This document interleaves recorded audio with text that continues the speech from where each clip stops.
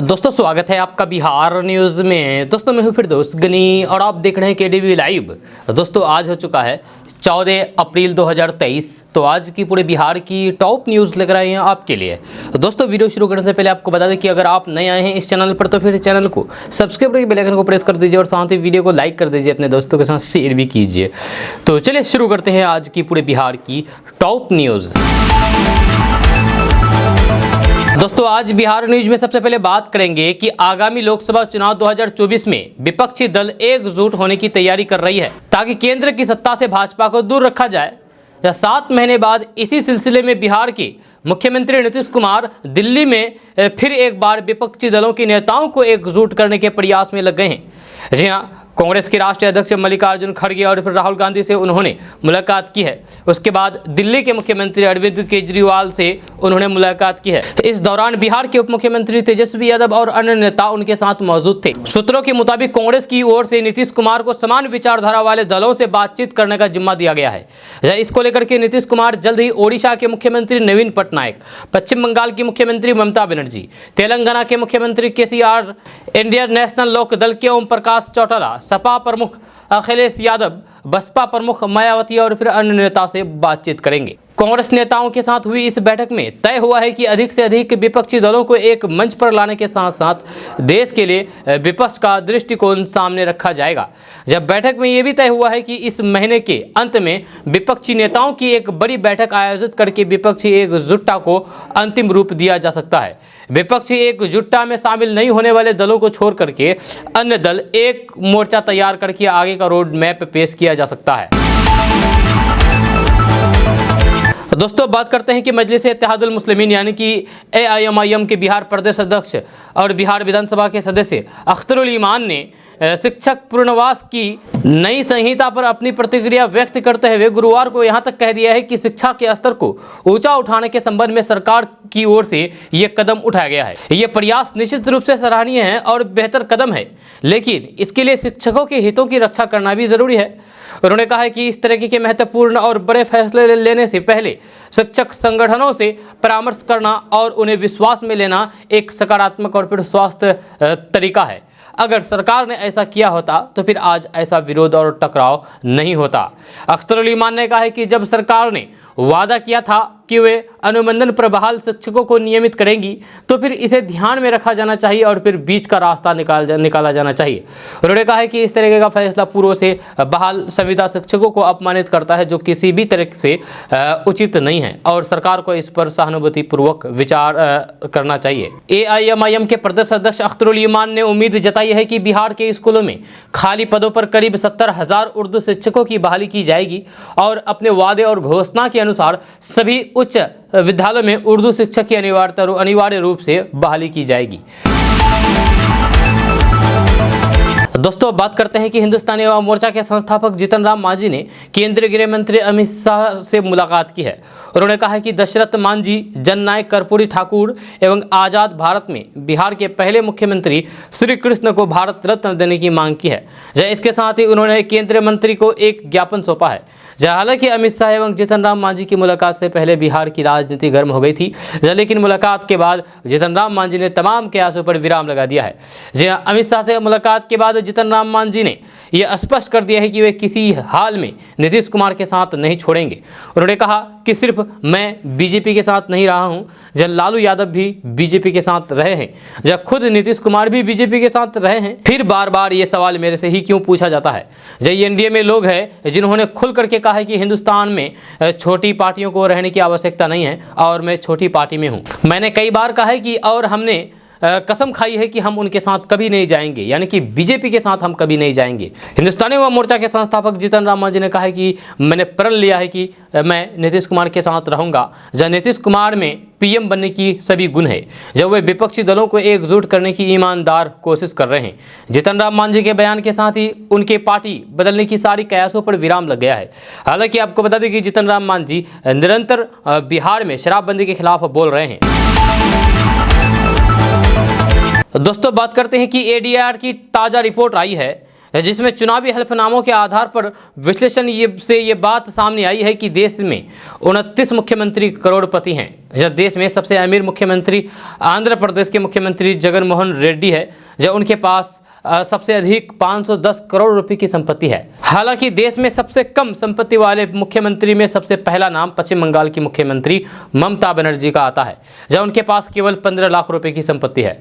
जबकि केरल के मुख्यमंत्री पिनराई विजयन के पास 31 लाख और हरियाणा के मुख्यमंत्री मनोहर लाल खट्टर के पास केवल 94 लाख रुपए की संपत्ति है। एडीआर की रिपोर्ट्स के अनुसार बिहार के मुख्यमंत्री नीतीश कुमार से ज्यादा अमीर दिल्ली के मुख्यमंत्री अरविंद केजरीवाल है। अरविंद केजरीवाल की कुल संपत्ति 3 करोड़ 44 लाख रुपए है, जबकि नीतीश कुमार की कुल संपत्ति 3 करोड़ 9 लाख रुपए है।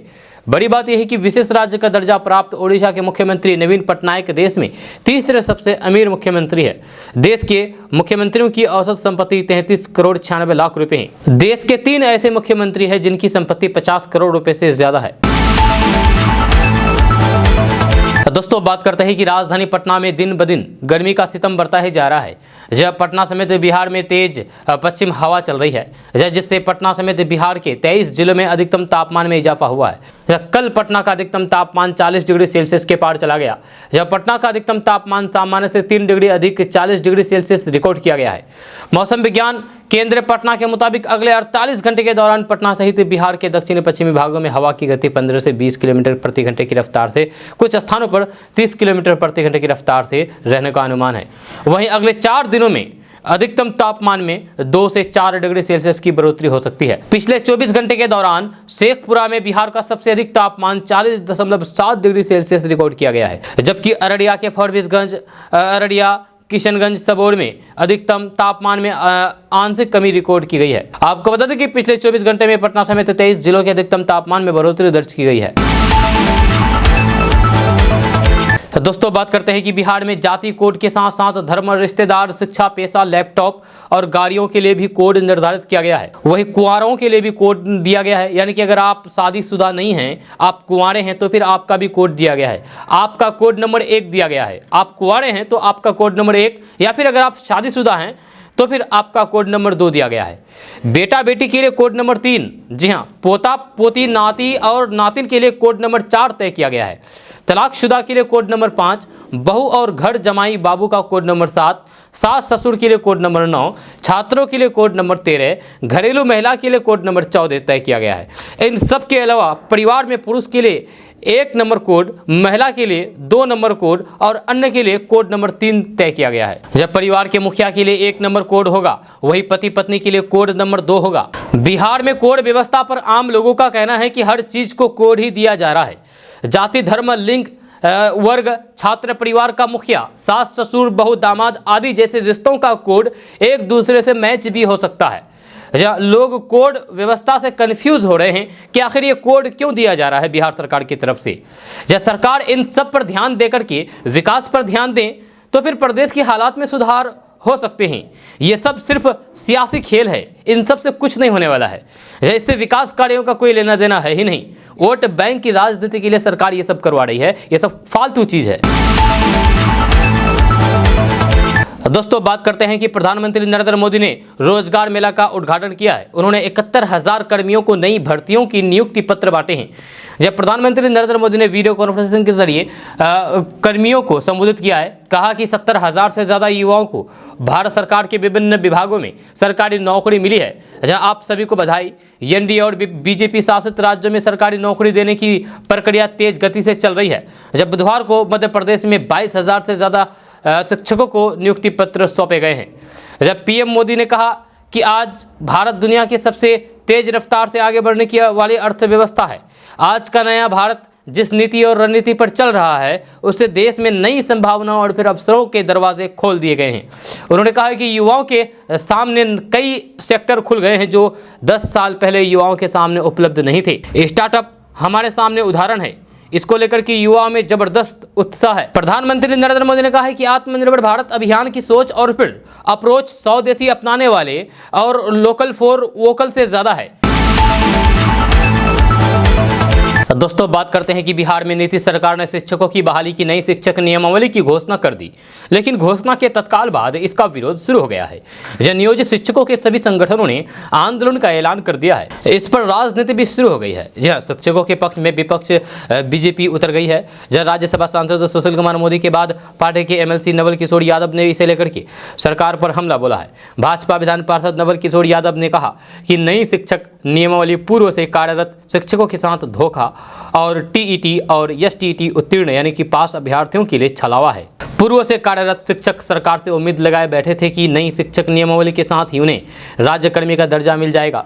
सत्तारूढ़ दल द्वारा समान काम, समान वेतन और फिर पुरानी पेंशन देने को लेकर जो चुनावी वायदे किए गए थे उसे पूरा करेगी। लेकिन नई नियमावली से एक नए संवर्ग का जन्म हो गया है। नवल किशोर यादव ने कहा है कि पूर्व से जो 9000 से अधिक नियोजन इकाइयां थी वह पूर्ववत बनी रह गई है। ऐसे में इस नियमावली से किसी को कोई फायदा नहीं होगा। जो टीईटी और सीटीईटी पास अभ्यर्थी हैं उन्होंने जब बीएड का एंट्रेंस एग्जाम दिया तब उनका नामांकन बीएड में हुआ, फिर बीएड में उन्होंने 2 बार परीक्षा दी, तब जाकर के वे बीएड पास किए। बीएड पास करने के बाद टीईटी और सीटीईटी जैसे परीक्षा पास करके बहाली की प्रतीक्षा कर रहे थे। अब उन्हें फिर से एक नई परीक्षा के दौर से गुजरना होगा। दोस्तों बात करते हैं कि बिहार के राजस्व एवं भूमि सुधार विभाग की ओर से बिहार में भूमि सर्वेक्षण का काम जल्द पूरा कर लेने के लिए 10,101 कर्मचारियों की नियुक्ति की प्रक्रिया शुरू कर दी गई है। यानी कि 10,000 कर्मचारियों की बहाली होगी भूमि सुधार विभाग में। जी हाँ, विभाग द्वारा विशेष सर्वेक्षण लिपिक के 744 पद, विशेष सर्वेक्षण सहायक बंदोबस्त पदाधिकारी के 355 पद, विशेष सर्वेक्षण अमीन के 8,244 पद और विशेष सर्वेक्षण कानूनगो के 758 पद का विज्ञापन जारी कर दिया गया है। 13 अप्रैल से ऑनलाइन आवेदन लिए जा रहे हैं। जब आवेदन की अंतिम तिथि 12 मई है, 12 मई तक आप आवेदन कर सकते हैं। जब नए कर्मियों की नियुक्ति के बाद सर्वे का काम भी जल्द से जल्द समाप्त कर लिया जाएगा। जब राजस्व एवं भूमि सुधार मंत्री आलोक कुमार मेहता ने बताया है कि जमीन का सर्वे बिहार सरकार की प्राथमिकता में शामिल है। कर्मियों की कमी की वजह से अभी 20 जिलों के 89 अंचलों में ही भूमि सर्वेक्षण का काम किया जा रहा है। अब 10,101 कर्मियों की नियुक्ति होने के साथ ही बिहार के सभी जिलों में सर्वे का काम शुरू कर दिया जाएगा। इससे तय समय में इस महत्वपूर्ण कार्य को संपन्न करने में मदद मिलेगी। दोस्तों बात करते हैं कि बिहार के मुख्यमंत्री नीतीश कुमार ने दिल्ली आकर के आम आदमी पार्टी के राष्ट्रीय अध्यक्ष अरविंद केजरीवाल से मुलाकात की है और देश की मौजूदा राजनीति को लेकर के चर्चा की है। इस दौरान आम आदमी पार्टी के राष्ट्रीय संयोजक अरविंद केजरीवाल ने सीएम नीतीश कुमार द्वारा विपक्षी एकता को लेकर के की जा रही पहल का स्वागत किया है और कहा है कि सारा विपक्ष और पूरा देश इकट्ठा होकर के केंद्र में सरकार बदलें और ऐसी सरकार लाएं जो देश का विकास करे और लोगों को समस्याओं से मुक्ति दिला सके। इस दौरान बिहार के उप मुख्यमंत्री तेजस्वी यादव, आम आदमी पार्टी से राज्यसभा सदस्य संजय सिंह, राघव चड्ढा और अन्य लोग मौजूद थे। केजरीवाल ने कहा है कि इस वक्त देश बहुत मुश्किल दौर से गुजर रहा है। मैंने कई बार कहा कि शायद आज़ादी के बाद की सबसे भ्रष्ट सरकार आज देश के अंदर है। आज एक आम आदमी के लिए अपने घर का खर्चा चलाना मुश्किल हो रहा है। इसलिए बहुत जरूरी है कि सारा विपक्ष और फिर पूरा देश एक साथ आकर के इकट्ठा होकर के केंद्र के अंदर सरकार बदले। केंद्र में एक ऐसी सरकार आनी चाहिए जो देश को विकास दे सके और लोगों को उनकी समस्याओं से मुक्ति दिला सके। उन्होंने कहा है कि नीतीश कुमार ने पहल की है और सारे विपक्ष दलों को इकट्ठा कर रहे हैं। उनका प्रयास बहुत अच्छे हैं। दोस्तों बात करते हैं कि बिहार में जातीय जनगणना के लिए जाति कोड जारी होने के बाद सोशल मीडिया पर तरह तरह की चर्चाएं शुरू हो गई थी। वहीं जातीय जनगणना के लिए जारी हुए अंक के बाद विभिन्न चीज़ों की पहचान करने के लिए भी कोड जारी किया गया है। जातीय जनगणना के दूसरे चरण की गिनती एक चीज़ का भी आकलन होगा, वो ये है कि आपकी मासिक सैलरी, यानी कि आप महीने में कितने पैसे कमाते हैं, इसका भी आकलन किया जाएगा। जी हाँ, आपकी सैलरी के लिए भी अंक निर्धारित किया गया है। परिवारों की गिनती के लिए वक्त मासिक आय का भी आकलन किया जाएगा। आपको बता दें कि मासिक आय के मुताबिक अलग अलग कोड निर्धारित किए गए हैं। इसके जरिए ये जानकारी मिल पाएगी कि कितने लोग बेरोजगार हैं। वहीं इस गिनती में छात्र, घरेलू महिला और फिर बेरोजगार लोगों को लागू नहीं वाली कैटेगरी में रखा गया है। लागू नहीं कैटेगरी का कोड 8 निर्धारित किया गया है। गौरतलब है कि जातीय जनगणना के दूसरे चरण में आपसे कुछ इस तरीके से सवाल पूछे जाएंगे कि आपके परिवार में कितने लोग जॉब करते हैं, उनकी सैलरी कितनी है मंथली। अच्छा, गणना के दौरान किए जाने वाले सर्वे में परिवार के सदस्यों की मासिक आय के लिए 1 नंबर से लेकर के 8 नंबर तक कोड जारी कर दिए गए हैं। जी हाँ, अगर किसी इंसान को ऑप्शन चुनने में परेशानी होगी तो फिर गणना कर्मी उनकी मदद करेगी। तो आइए आपको बताते हैं कि आखिर किस तरीके से सैलरी कोड भरा जाएगा। सैलरी कोड स्ट्रक्चर्ड के बारे में अगर बात किया जाए तो 0 से 6,000 रुपये मंथली कमाने वाले व्यक्ति का कोड 1 दिया गया है। वहीं पर 6,000 रुपये से 10,000 रुपये मंथली कमाने वाले व्यक्ति का कोड 2 दिया गया है। वहीं पर 10,000 रुपये से 20,000 रुपये मंथली कमाने वाले व्यक्ति का कोड नंबर 3, 20,000 रुपये से 30,000 रुपये मंथली कमाने वाले व्यक्ति का कोड नंबर 4, 30,000 रुपये से 40,000 रुपये मंथली कमाने वाले कोड नंबर 5, वहीं पर 40,000 रुपये से 50,000 रुपये कमाने वाले मंथली व्यक्ति का कोड नंबर 6, वहीं पर 50,000 रुपये से ज़्यादा के लिए 7 कोड नंबर दिया गया है। वहीं पर काम नहीं करने वालों के लिए भी कोड लागू किया गया है, यानी कि जो व्यक्ति काम नहीं किए हैं उनके लिए भी कोड जारी किया गया है। आपको बता दूं कि दूसरे चरण का काम 15 अप्रैल से 15 मई के बीच मोबाइल ऐप गन्ना परगनों को और फिर पोर्टल के जरिए होना है। जब बिहार की राजधानी पटना में जाति आधारित गन्ना के लिए 10% रिजर्व कर्मियों के साथ परगनक की तादाद 14,114 और फिर पर्यवेक्षकों की तादाद 2,353 है। तो दोस्तों बात करते हैं कि खुदरा महंगाई मार्च में 15 महीने के निचले स्तर पर 5.66% पर आ गई है। मुख्य रूप से खाने का सामान सस्ता होने से महंगाई दर घटी है। मार्च में मुद्रास्फीति का आंकड़ा आरबीआई के संतोषजनक स्तर की ऊपरी सीमा 6% के भीतर है। आरबीआई को मुद्रास्फीति 2 से 6% के बीच रखने की जिम्मेदारी मिली है। उपभोक्ता मूल्य सूचकांक पर आधारित खुदरा मुद्रास्फीति फरवरी 2023 में 6.44% और फिर एक साल पहले मार्च में 6.95% थी। जानकारों का कहना था कि खुदरा महंगाई लंबे समय बाद भारतीय रिजर्व बैंक यानी कि आरबीआई के लक्ष्य से नीचे आ गई है। ये होम कार लोन के लेने वालों के लिए अच्छी खबर है। महंगाई में राहत मिलने से आरबीआई आगे भी रेपो रेट में बढ़ोतरी नहीं करेगा। संभव है कि काम करने की शुरुआत करें, इससे लोन की ईएमआई घटेगी। दोस्तों बात करते हैं कि बिहार विधान परिषद के सदस्य के रूप में आफाक अहमद अगले सप्ताह शपथ लेंगे। उसी के साथ बिहार के विधायी उच्च सदन में चुनावी रणनीतिकार प्रशांत किशोर का परोक्ष रूप से प्रवेश हो जाएगा। सारण शिक्षक स्नातक निर्वाचन क्षेत्र से निर्दलीय जीते आफाक को चुनाव में प्रशांत किशोर के संगठन जनसुराज का पूरा सहयोग रहा। यह संभव है कि प्रशांत किशोर जनसुराज नामक अपने संगठन को भविष्य में राजनीतिक संगठन में परिवर्तित कर देंगे। अभी जनसुराज के बैनर तले वे पद यात्रा पर हैं। अहम यह है कि विधान परिषद की सारण शिक्षक निर्वाचन क्षेत्र में चुनाव के दौरान भी आफाक आलम को लेकर के कोई भी विशेष चर्चा नहीं थी, लेकिन परिणाम ने 2 ध्रुवों में बटी बिहार की राजनीतिक विशेषज्ञों और फिर गठबंधनों को चौंका दिया था। चर्चा है कि विधान परिषद के सभापति देवेश चंद्र ठाकुर 16 अप्रैल के बाद सारण शिक्षक क्षेत्र से निर्वाचित आफाक को उच्च सदन के सदस्य की शपथ दिलाएंगे। दोस्तों बात करते हैं कि दिल्ली में बुधवार को बिहार के मुख्यमंत्री नीतीश कुमार ने सीएम अरविंद केजरीवाल से मुलाकात की है। यह दिल्ली के मुख्यमंत्री अरविंद केजरीवाल से मुलाकात की है। इस मुलाकात को 2024 के लोकसभा चुनावों से पहले विपक्ष को एकजुट करने के प्रयास के रूप में देखा जा रहा है।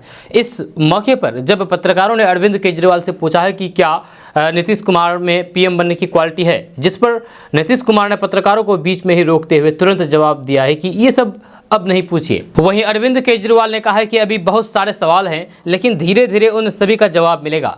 मीडिया से बातचीत करने के दौरान अरविंद केजरीवाल ने कहा है कि इस वक्त देश बहुत मुश्किल दौर से गुजर रहा है। आज़ादी के बाद की सबसे भ्रष्ट सरकार आज देश के अंदर है, इसलिए ये बहुत ज़रूरी है कि सभी विपक्षी पार्टियों का एक साथ आकर के केंद्र के अंदर सरकार बदले और फिर ऐसी सरकार आनी चाहिए जो देश के विकास कर सके। दोस्तों बात करते हैं कि लोकसभा चुनाव से पहले विपक्षी एकता की कोशिश में कई विपक्षी दल जुटे हुए हैं। इसी कवायद में कांग्रेस अध्यक्ष मल्लिकार्जुन खड़गे के आवास पर बुधवार को बिहार के मुख्यमंत्री नीतीश कुमार और डिप्टी सीएम तेजस्वी यादव के साथ बैठक की मुलाकात हुई। जब मुलाकात के बाद राहुल गांधी ने कहा है कि विपक्ष को एकजुट करने का ये ऐतिहासिक कदम है। जहां कांग्रेस नेता राहुल गांधी ने मुलाकात को ऐतिहासिक करार देते हुए कहा कि विपक्ष को एक साथ लाने को लेकर के एक हो रहे ऐतिहासिक कदम है। जहां खड़गे से नीतीश तेजस्वी की मुलाकात स्वागत में खड़े राहुल गांधी के इस बदले मिजाज के मायने क्या है, ये सवाल है। इस मकसद में जितने भी विपक्ष के दल हमारे साथ आएंगे उन्हें हम साथ लेकर के चलेंगे।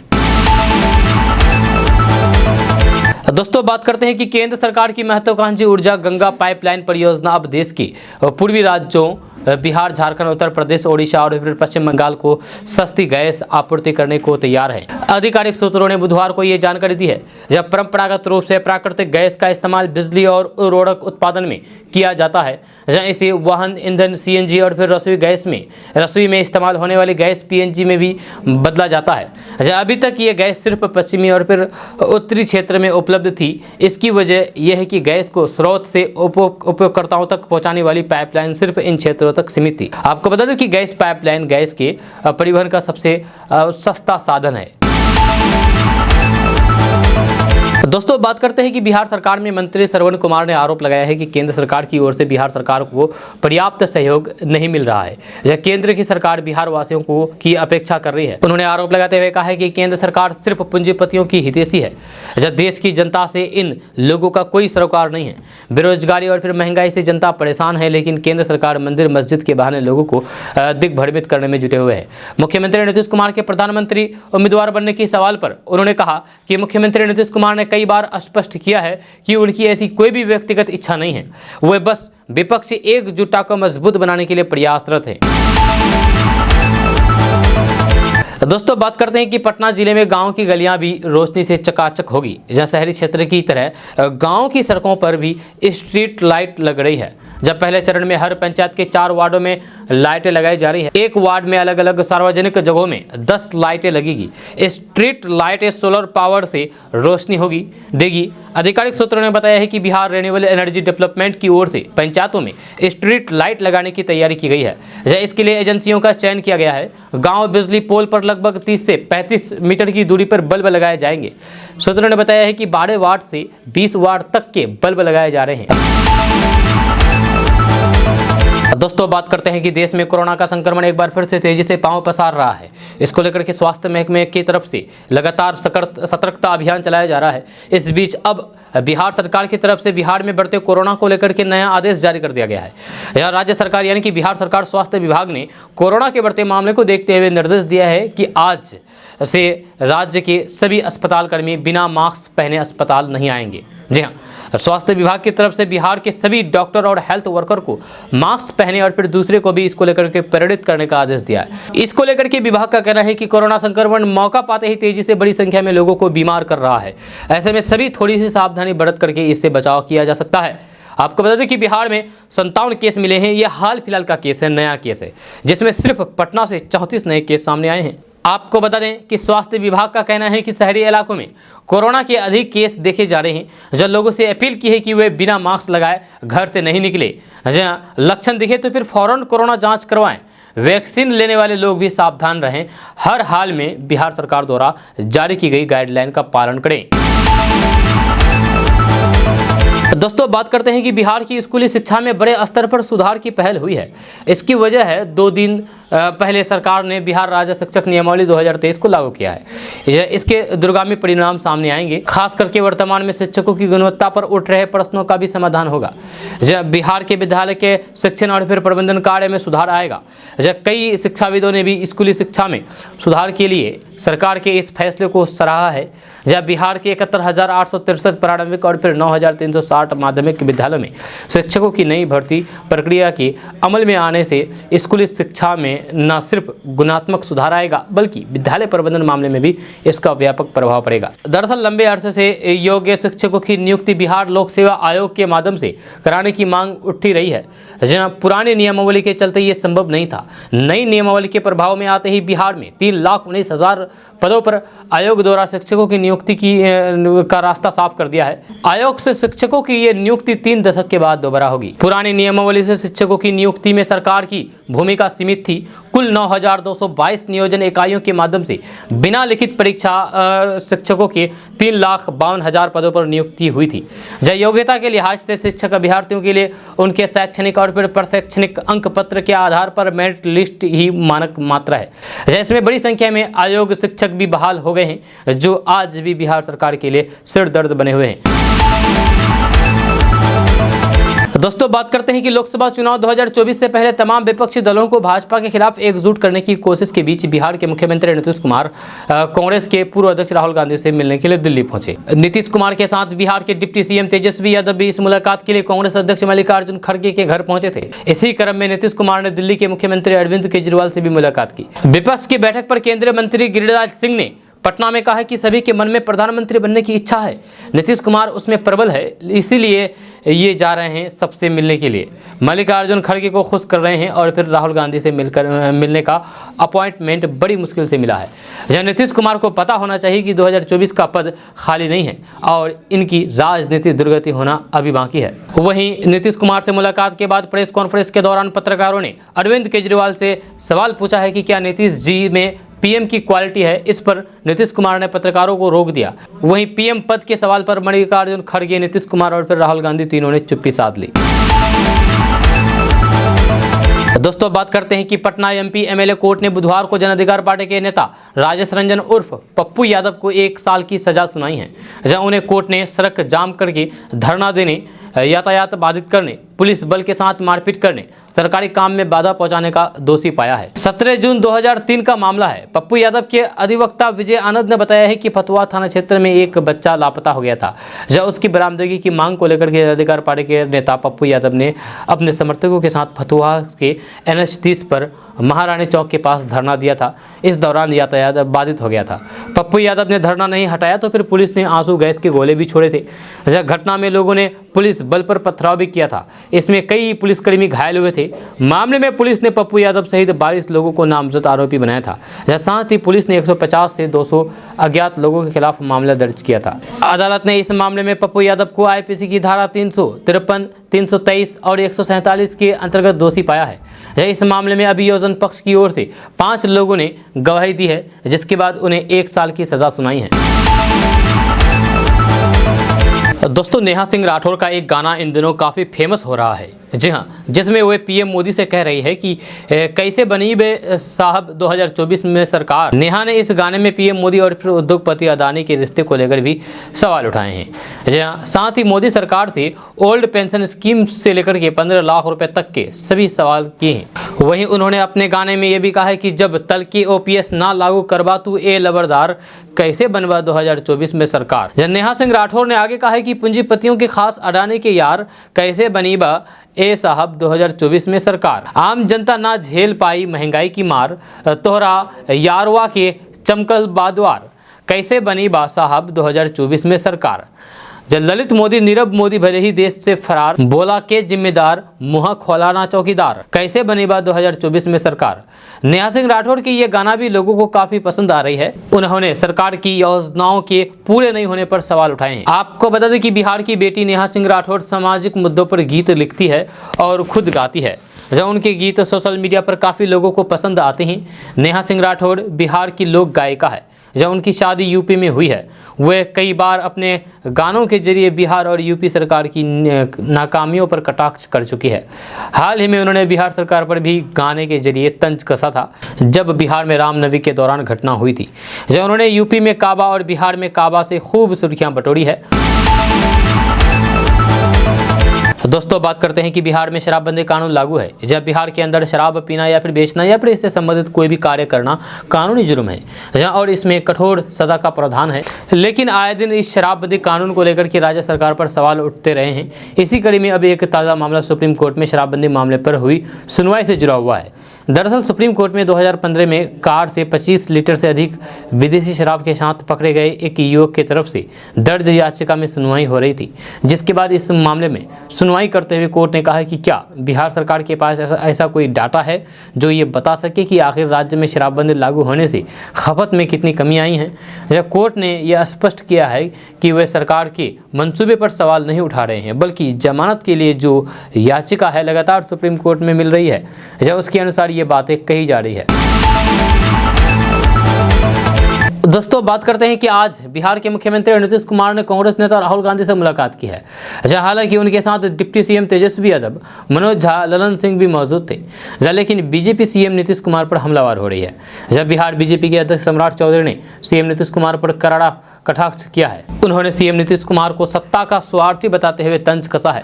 सम्राट चौधरी ने राहुल गांधी नीतीश कुमार की मुलाकात के दौरान एक तस्वीर जिसमें सीएम नीतीश कुमार राहुल गांधी से थोड़ा झुककर हाथ मिलाते नजर आ रहे हैं, उसको शेयर करते हुए ट्वीट किया है। सम्राट चौधरी ट्वीट में लिखा है कि सत्ता के लिए ना जाने किस किस के सामने नीतीश झुकेंगे। आपको बता दें कि कांग्रेस नेता राहुल गांधी से कल बिहार के मुख्यमंत्री नीतीश कुमार और deputy CM Tejashwi Yadav, JDU के राष्ट्रीय अध्यक्ष ललन सिंह, मनोज झा ने मुलाकात की। मुलाकात के दौरान कांग्रेस के राष्ट्रीय अध्यक्ष मल्लिकार्जुन खड़गे भी उनके साथ थे। कांग्रेस नेता राहुल गांधी, बिहार के मुख्यमंत्री नीतीश कुमार, बिहार के उप मुख्यमंत्री तेजस्वी यादव, जदयू अध्यक्ष ललन सिंह ने कांग्रेस के राष्ट्रीय अध्यक्ष मल्लिकार्जुन खड़गे के आवास पर उनसे मुलाकात की। बैठक खत्म होने के बाद राहुल गांधी ने अपने ट्विटर हैंडल से एक तस्वीर भी शेयर की है। तस्वीर में बिहार के मुख्यमंत्री नीतीश कुमार और deputy CM Tejashwi Yadav, JDU के राष्ट्रीय अध्यक्ष ललन सिंह, मनोज झा के अलावा कांग्रेस के राष्ट्रीय अध्यक्ष मल्लिकार्जुन खड़गे भी दिख रहे हैं। जब राहुल गांधी ने ट्वीट किया जिसमें लिखा है कि विचारधारा की इस लड़ाई में विपक्ष की एकता की ओर आज एक ऐतिहासिक कदम लिया गया है। साथ खड़े हैं, साथ लड़ेंगे भारत के लिए। मुलाकात खत्म होने के बाद राहुल गांधी ने कहा है कि विपक्ष की एकजुटता की दिशा में कदम उठाएंगे, जब सभी को साथ लेकर के चलेंगे। देश में विचारधारा की लड़ाई चल रही है, संस्थानों पर हमले हो रहे हैं। राहुल गांधी ने कहा है कि विपक्ष को एक करने में एक बेहद ऐतिहासिक कदम लिया गया है। ये एक प्रक्रिया है। विपक्ष का देश के लिए जो विज़न है हम उसे विकसित करेंगे। जितनी भी विपक्षी पार्टियां हमारे साथ चलेगी हम उन्हें साथ लेकर के चलेंगे। लोकतंत्र देश पर जो आक्रमण हो रहा है हम उसके खिलाफ एक साथ खड़े होंगे और लड़ेंगे। दोस्तों बात करते हैं कि लैंड फॉर जॉब मामले में बिहार के डिप्टी सीएम तेजस्वी यादव के बाद अब उनकी बहन और आरजेडी सुप्रीमो लालू प्रसाद यादव की बेटी रागिनी यादव भी ईडी की रडार पर हैं। ईडी ने रागिनी यादव से बुधवार को करीब 8 घंटे तक पूछताछ की है। जब इससे एक दिन पहले मंगलवार को तेजस्वी यादव से करीब 9 घंटे तक पूछताछ की गई थी। जब पिछले महीने ईडी ने रागिनी के ठिकानों पर छापेमारी भी की थी, जहाँ उनके ससुर जितेंद्र यादव समाजवादी पार्टी के नेता हैं और एमएलसी रह चुके हैं। रागिनी यादव बुधवार को अपने पति के साथ नई दिल्ली में स्थित ईडी के दफ्तर पहुंची। ईडी ने पूछताछ के बाद धन शोधन निवारण अधिनियम के तहत बयान दर्ज किया है। जांच एजेंसियों ने पिछले माह रागिनी यादव, उनकी बहनें चंदा यादव और हेमा यादव, पूर्व राजद अध्यक्ष अबू दोजाना के पटना, दिल्ली, एनसीआर और मुंबई में स्थित परिसरों पर छापा मारा था। दोस्तों बात करते हैं कि एक तो त्यौहार और दूसरा समर वेकेशन पर आने जाने वाले लोगों की तादाद बढ़ती जा रही है। इस समय ट्रेनों में टिकट की मारामारी रहती है। ऐसे में अगर आप गर्मी की छुट्टी में कहीं जाने का प्लान बना रहे हैं तो फिर यह खबर आपके लिए है। आपको बता दें कि भारतीय रेलवे ने गर्मियों में होने वाली स्कूलों की छुट्टी को ध्यान में रखते हुए स्पेशल ट्रेनें चलाने का फैसला किया है। रेलवे ने यात्रियों की सुविधा के लिए 217 स्पेशल ट्रेन चलाने का ऐलान किया है। जी हाँ, भारतीय रेलवे ने ऐलान किया है कि गर्मी की छुट्टी में 217 स्पेशल ट्रेन चलाई जाएगी जो पूरे 4010 चक्कर लगाएगी। इससे यात्री को दिल्ली, मुंबई, बेंगलुरु, कोलकाता, हैदराबाद और फिर चेन्नई जैसे शहरों से अपने गांव आने जाने में परेशानी का सामना नहीं करना पड़ेगा। भारतीय रेलवे की ओर से ये समर स्पेशल ट्रेनें उत्तर रेलवे, मध्य रेलवे समेत सभी जोन में चलाई जाएगी। दोस्तों बात करते हैं कि बिहार के मुख्यमंत्री नीतीश कुमार देश की विपक्षी एकता को मजबूत और एक साथ करने को लेकर के दिल्ली के दौरे पर हैं। विपक्षी एकता को सफल बनाने के लिए विपक्ष के नेता से मुलाकात कर रहे हैं। नीतीश कुमार के इस कदम पर एलजेपी के मुखिया चिराग पासवान ने तीखा हमला बोला है। जब बिहार के मुख्यमंत्री नीतीश कुमार पर हमला बोलते हुए चिराग पासवान ने कहा है कि जो व्यक्ति बिहार को नहीं संभाल पाया वह देश की राजनीतिक में कदम रख कर के कैसे विपक्षी एकता कर पाएंगे। इसके साथ ही उन्होंने इसे असंभव करार दिया है। इसके पीछे उन्होंने तर्क दिया है कि जब भी विपक्षी एकता की बात आएगी तो फिर प्रधानमंत्री पद के उम्मीदवार की बात होगी। इस वक्त विपक्ष में प्रधानमंत्री के दर्जनों दावेदार हैं। ऐसे में विपक्षी एकता की बात करना नीतीश कुमार की बस की बात नहीं है। चिराग पासवान ने नीतीश कुमार को निशाना बनाते हुए कहा कि जो व्यक्ति बिहार में भ्रष्टाचार और अपराध पर अंकुश नहीं लगा पाया वह देश के प्रधानमंत्री कैसे बन पाएंगे। दोस्तों बात करेंगे कि 2 अक्टूबर 2022 को पश्चिमी चंपारण जिले के भेतियरवा गांव आश्रम से जनसुराज पद यात्रा की शुरुआत करने वाले प्रशांत किशोर अपनी हर सभा में केंद्र और राज्य सरकार को कटघरे में खड़ा कर रहे हैं। जी हाँ, उन्होंने प्रशांत किशोर ने महागठबंधन और भाजपा पर भी कटाक्ष किया है। अपने संबोधन में उन्होंने कहा है कि अभी तो एक ही बुलेट दागे हैं और इतनी हलचल है, पद यात्रा तो पहला बुलेट है, ऐसा 10 बुलेट दागेंगे तो पता ही नहीं चलेगा ऊपर से क्या आ गया और नीचे से क्या खिसक गया। प्रशांत किशोर ने कहा है कि पहले मैं उनको घबराता हुआ देखूं तो सही, आज उन नेताओं को पता ही नहीं चला कि चंपारण में क्या हुआ। मैं तो बिहार के अलग अलग जिलों में पैदल चल रहा हूं। शिक्षक निर्वाचन में मैंने ना कोई प्रत्याशी चुना और ना ही किसी के लिए वोट मांगे। मैंने बस इतना कहा है कि इन 2 पार्टियों के अलावा जिस निर्दलीय को वोट करना है कर दीजिए। परिणाम सामने है। गौरतलब है कि सारण शिक्षक निर्वाचन क्षेत्र से निर्दलीय जीते आफाक को चुनाव में प्रशांत किशोर के संगठन जनसुराज का पूरा सहयोग रहा है। ये प्रशांत किशोर की पहली जीत मानी जा रही है। अभी जनसुराज के बैनर तले वे पद यात्रा पर हैं। संभावना है कि प्रशांत किशोर जनसुराज नामक अपने संगठन को भविष्य में राजनीतिक संगठन में परिवर्तित कर देंगे। दोस्तों बात करते हैं कि आरा जिले के नवादा थाना क्षेत्र के चंदवा मोड़ में स्थित जगजीवन कॉलेज के समीप बुधवार की सुबह प्रेमिका को परीक्षा दिलाने आए युवक की परिवार वालों ने जमकर के धुनाई कर दी। जहां लड़की के परिवार वालों ने पटना निवासी एक प्रेमी की लात घोंसे और फिर बेल्ट से जमकर के पिटाई कर दी। युवक गंभीर रूप से जख्मी हो गया। यह घटना की सूचना मिलते ही नवादा थाना पुलिस घटनास्थल पर पहुंची और जख्मी प्रेमी युवक को इलाज के लिए सदर अस्पताल भर्ती कराया गया। घायल युवक 19 वर्षीय रंजित कुमार पटना जिला के चक्कनपुर थाना क्षेत्र की कड़बिगिया गांव निवासी स्वर्गीय हुलास राय का पुत्र है। जब पुलिस युवती का कोर्ट में बयान दर्ज कराने के लिए प्रयास में लगी हुई है। जब युवक अपनी प्रेमिका को BA पार्ट 2 की परीक्षा दिलवाने के लिए आरा शहर के चंदवा में स्थित जगजीवन कॉलेज लेकर के आया था। इस दौरान प्रेमिका के पिता और फिर भाई ने उसे पीछे से धड़ दबोचा और लात घूसो और फिर बेल्ट से जम करके धुनाई कर दी, जिससे वे बुरी तरीके से जख्मी हो गया है। इधर जख्मी प्रेमी ने बताया है कि करीब 1 साल पहले मोबाइल पर रॉन्ग नंबर से चंदवा निवासी योग्यता उर्फ माही नामक लड़की से उसका संपर्क हुआ था। उसके बाद दोनों लगातार बातचीत करने लगे थे। बातचीत करते करते दोनों को कोई दूसरा प्यार हो गया। जब प्यार का परवान एक दूसरे पर ऐसा चढ़ा कि कुछ महीने बाद ही लड़की अपने घर से भाग करके पटना कड़बिगिया में स्थित उसके घर पहुंच गई। हालांकि उस समय उसने उसे वापस उसके घर भेज दिया था। इस बीच 2 महीने पहले उसकी प्रेमिका दोबारा उसके घर पहुंच गई। इसके बाद दोनों ने पटना में स्थित मंदिर में शादी रचा ली। इसके बाद वे दंपति के रूप में साथ रह रहे थे। दोस्तों बात करते हैं कि IPL 2023 चल रहा है। अब हर मैच रोमांचक होता जा रहा है। जब सभी टीमों ने कम से कम 3 मैच खेले हैं। जब फैंस भी समझने लगे हैं कि इस सीज़न कौन सी टीम कौन सा खिलाड़ी फॉर्म में है और किसे उनके फैंटेसी में शामिल किया जाए, या किसे कप्तान बनाया जाए और फिर किसे उप कप्तान बनाया जाए। आज क्रिकेट और फिर अन्य खेलों में प्रशंसक विभिन्न श्रेणियों में नगद पुरस्कारों के साथ अपनी फैंटेसी टीम भी चुन सकते हैं। जीत है तो फिर हार का भी खतरा है। जब बिहार के एक सामाजिक कार्यकर्ता ने गौरव गांगुली, रोहित शर्मा, हार्दिक पांड्या, अभिनेता आमिर खान और अन्य के खिलाफ एक जनहित याचिका यानी कि PIL दायर की है। कार्यकर्ताओं का आरोप है कि वे सट्टेबाजी को बढ़ावा दे रहे हैं। जब मुख्य न्यायिक मजिस्ट्रेट कोर्ट में दायर याचिका में कार्यकर्ता ने आरोप लगाया है कि ये खिलाड़ी और अभिनेता युवाओं के वर्तमान और फिर भविष्य के साथ खिलवाड़ कर रहे हैं। वे ऑनलाइन गेम के आदी होते जा रहे हैं, सट्टेबाजी को बढ़ावा दे रहे हैं। जब आपने देखा होगा कि IPL के बीच बॉलीवुड एक्टर्स से लेकर के क्रिकेटर तक कई online fantasy team buildings app का विज्ञापन किया जाता है। कार्यकर्ताओं का आरोप है कि क्रिकेट और अभिनेता लोगों को जुआ खेलने के लिए प्रोत्साहित कर रहे हैं। कार्यकर्ताओं ने कहा है कि ये क्रिकेट और अभिनेता युवाओं को गुमराह कर रहे हैं, उन्हें जुए में ढकेला जा रहा है, उसे इनाम दे रहे हैं, लेकिन उसके कारण ये लोग सट्टेबाजी की आदी होते जा रहे हैं।